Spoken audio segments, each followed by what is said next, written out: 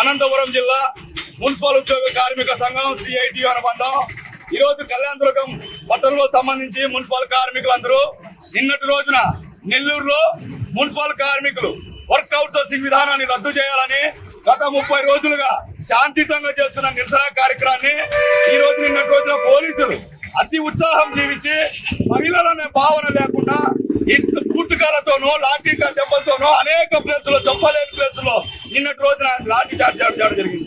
వారితో పాటు 50 మంది కార్మికులను వాళ్ళు ఏమైనా గుండాలు అనుకున్నారా లేకపోతే రౌడీ షీట్లు అనుకున్నారా ఈడ్చికెళ్ళి పోలీస్ కేసే పరిస్థితి. ఇంతటి దౌర్భాగ్యం ఈ రాజ్యం కూటమి ప్రభుత్వంలో ఇది సరికాదని కూడా ఈ సందర్భంగా చెప్తున్నాం. కీర్తిశేషులు నందమూరి తారక రామారావు గారు 82-84లో తెలుగుదేశం పార్టీని స్థాపించినారు. ఆ రోజు ఆయన చెప్పిన మాట మహిళలు మన అక్క చెల్లెలని చెప్పారు, వాళ్ళు పుట్టింటి స్త్రీలని చెప్పారు.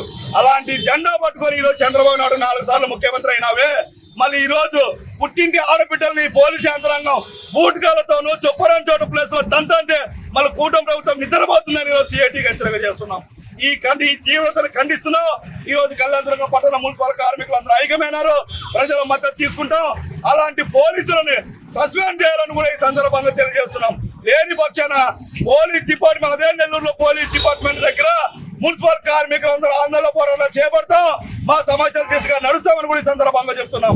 అలాగే నెల్లూరులో సిఐ కూడా చెప్తున్నాం, అయ్యా నువ్వు చేస్తున్న 30 రోజుల పనికి నీకు ప్రభుత్వం జీతం ఇవ్వకుండా దారిలో పోయే దానయ్య గారికి జీతం వాన్ ద్వారా జీతం ఇస్తానంటే నీ కడుపు మెంట అట్లా మడుతుందో.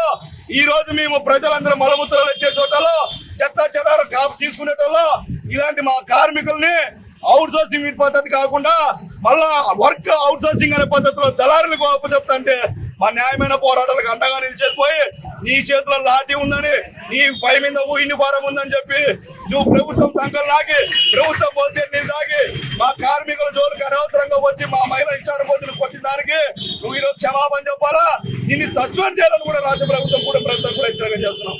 లేని పక్షాన మరొక పెద్ద ఎత్తున ఆందోళన పోరాటం చేపడతాం కూడా అని సందర్భంగా సిఐటిగా మీడియా సందర్భంగా రాష్ట్ర కూడా ప్రభుత్వం హెచ్చరిక చేస్తున్నాం.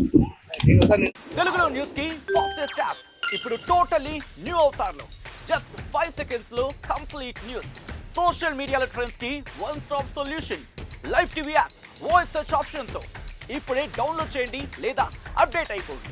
యాప్ లింక్ డిస్క్రిప్షన్ లో ఉంది.